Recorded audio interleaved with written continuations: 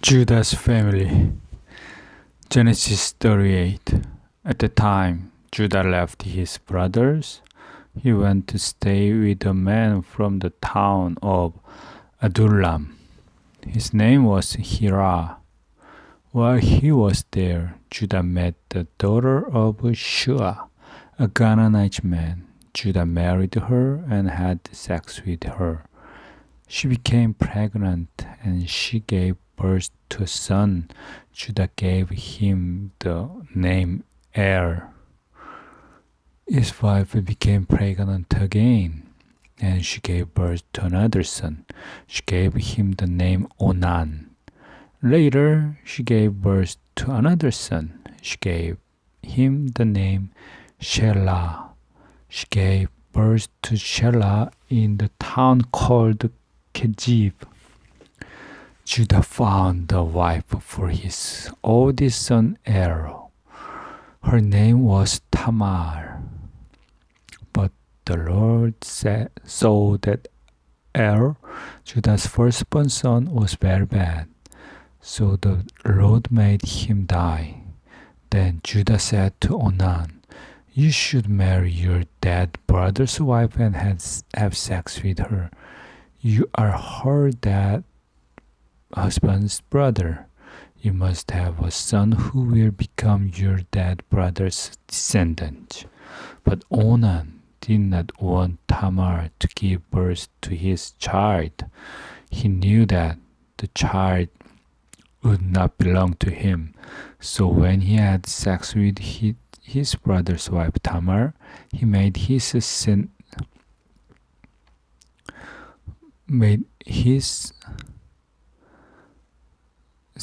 man go on to the ground.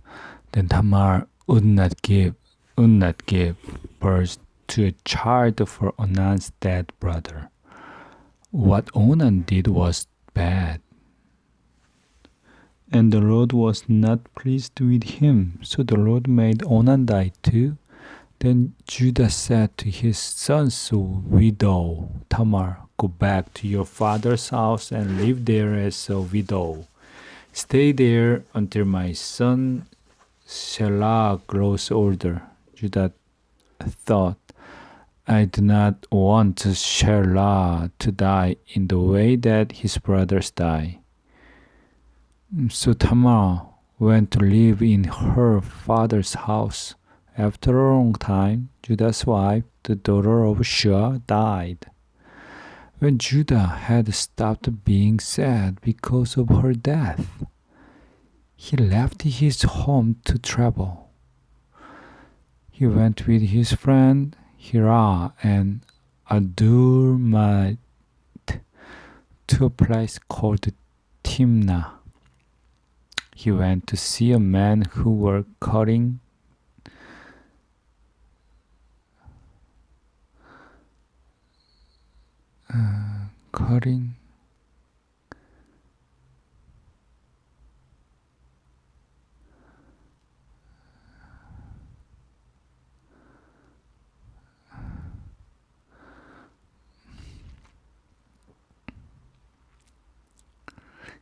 the wool from his sheep. Someone told Tamar, "Your husband's father is going to Timnah to get the wool from his sheep." Tamar knew that Jacob's son Shelah had now grown to become a man, but Judah had not yet let him marry her. So Tamar took off his widow's clothes and she put on other clothes. She covered her head with a veil. She didn't want anyone to recognize her. Then she went and she sat at the gate of Enaim town. Enaim is one the Lord going to Timnah. Judah saw her as she sat there. He thought that she was a prostitute because she had covered her face. He didn't know that she was his son's widow. She went to her at the side of the road. He said, Let me have sex with you, Tamar asked him. If I have sex with you, what will you give me? Judah replied. I will take a young goat from my animals and I will give it to you. Tamar said, You must give me something now to show that you will send the goat to me. Judah asked her, What should I give you?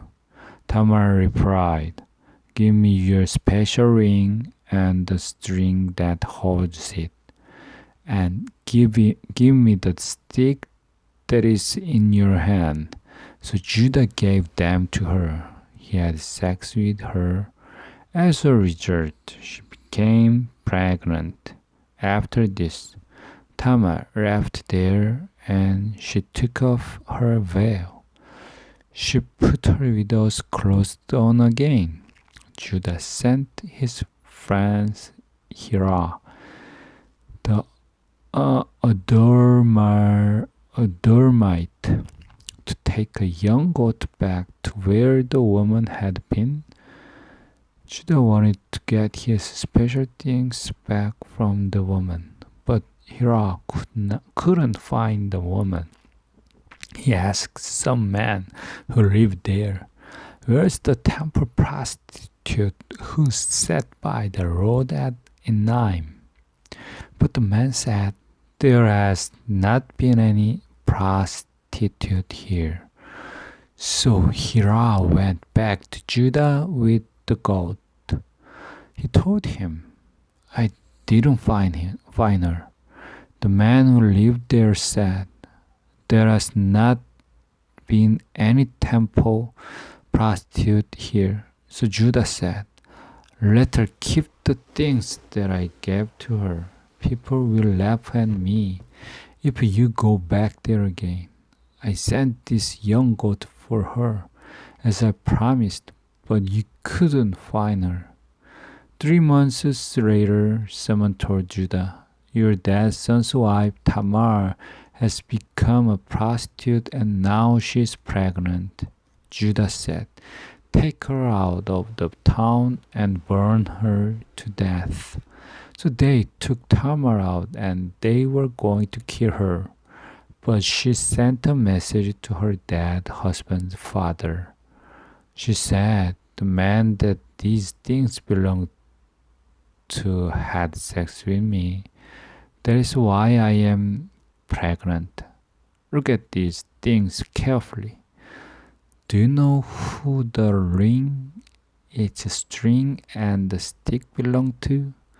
Judah saw that the things belonged to him.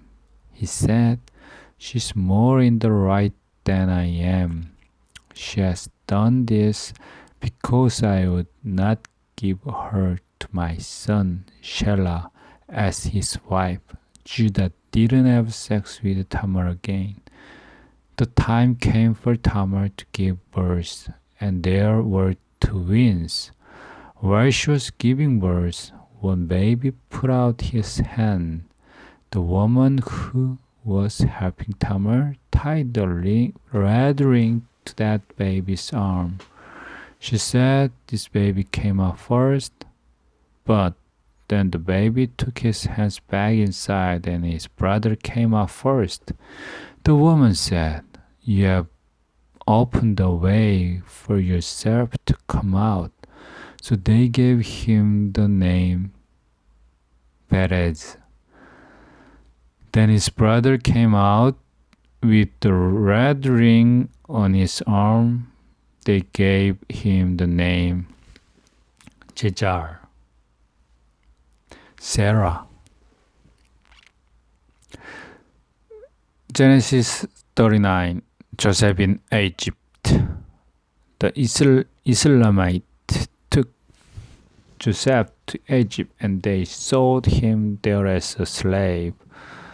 Potiphar bought Joseph from the Islamite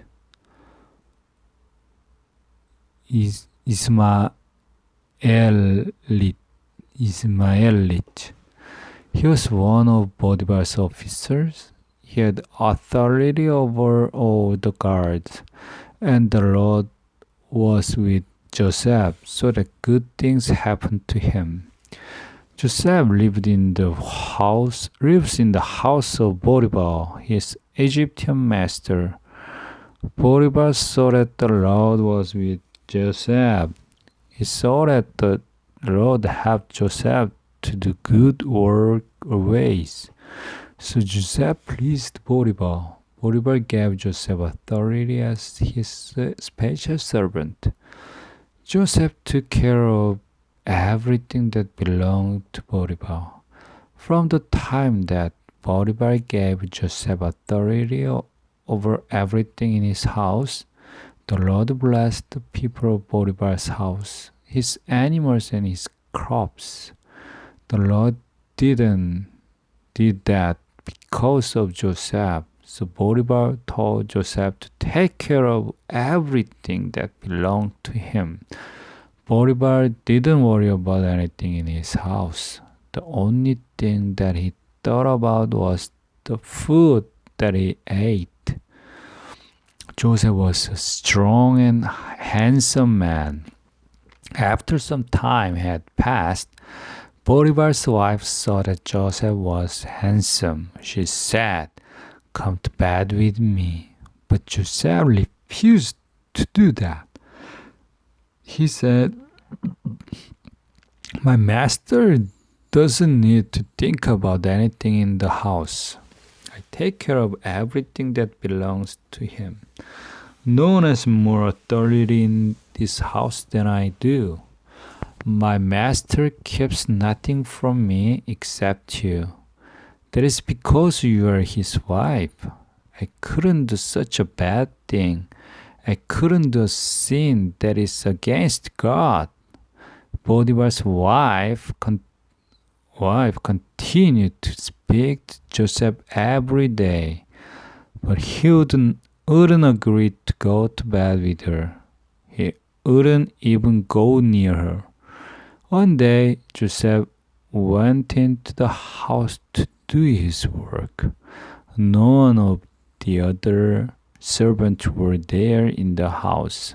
Potiphar's wife suddenly took hold of Joseph's coat. She said, "Come to bed with me." Joseph left his coat in her hand and he ran out of the house. Potiphar's wife saw that Joseph had left his coat in her hand. She saw that he had ran out of the house. So she called her servant to come. She said to them, "Look here, the Hebrew man that Potiphar brought to work here doesn't respect us. He came in here and he tried to have sex with me, but I screamed loudly. When he heard me scream like that, he ran out of the house, but he left his coat here with me." Potiphar's wife kept the coat beside her until Joseph's master Potiphar came home.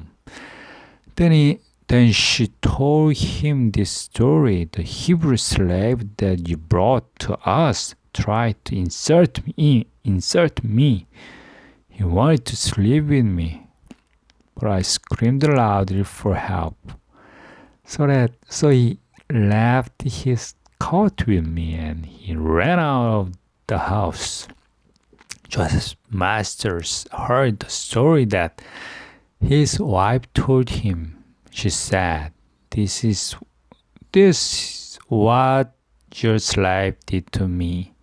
When Potiphar heard that, he was very angry. He took hold of Joseph and he put him in prison. It was the place where the king put his own prisoners. While Joseph was there in the prison, the Lord was still with him. He was kind to Joseph. He caused the leader of the prison guard to like Joseph. So this man gave Joseph authority over all the other prisoners. Joseph was responsible for everything that they did in the prison.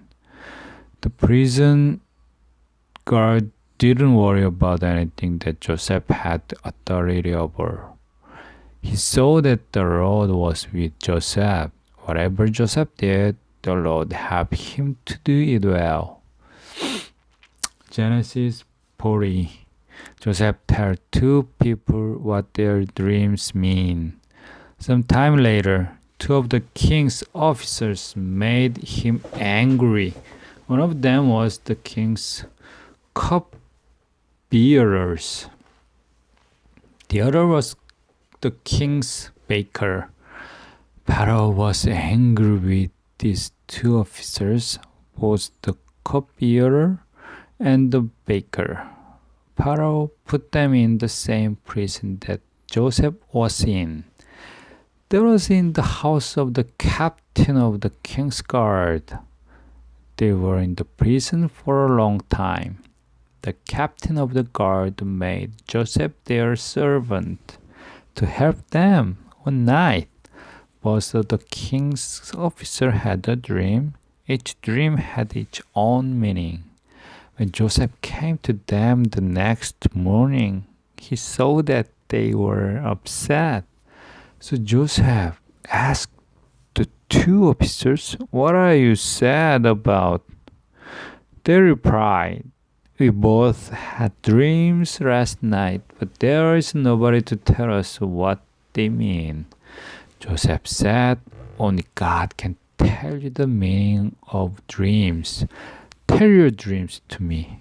So the king's cupbearers told Joseph his dream. He said, "In my dream I saw a vine in front of me. There were 3 branches on it. New leaves came on the branches, and then flowers came. After that, there were grapes which became ripe. Pharaoh's cup was in my hand. I took the grapes and I pressed them. Then I put the juice into the cup and I gave the cup to Pharaoh." Joseph said, "This is what your dream means. The 3 branches tell us about 3 days. In 3 days, Pharaoh will lift up your head and he will make you his officer again. You will put Pharaoh's cup into his hand as you did before. But when these good things happen to you, remember to be kind to me. Tell Pharaoh about me so that I will get out of this prison." Man took me a hold of me in the land of the Hebrews, and they brought me here. Even here, I have not done anything wrong. I shouldn't be in this prison. The king's baker heard what Joseph had said to the cupbearer. He realized that the meaning of the cupbearer's dream was good. So he said to Joseph, "This was my dream. I had the 3 baskets of bread on my head. The top basket contained many different kinds of bread for Pharaoh, but birds were eating them out of the basket on my head." Joseph said, "This is what your dream means. The 3 baskets tell us about 3 days. In 3 days, Pharaoh will lift up your head. He will hang you on a tree. Then birds will eat the meat of your body." 3 days later, it was Pharaoh's birthday. He gave a feast for all his officers. He lifted up the head of the cupbearers, and he lifted off the head of the baker. He brought them both out of the prison. so that all his officers could see. Pharaoh caused the copier to be his own copier again. As a result, the copier put Pharaoh's copy into his hand again, as he did before, but Pharaoh hanged the baker to kill him. So it all happened in the way that Joseph said it would happen. But the cupbearer didn't think about Joseph at all. He completely forgot about him.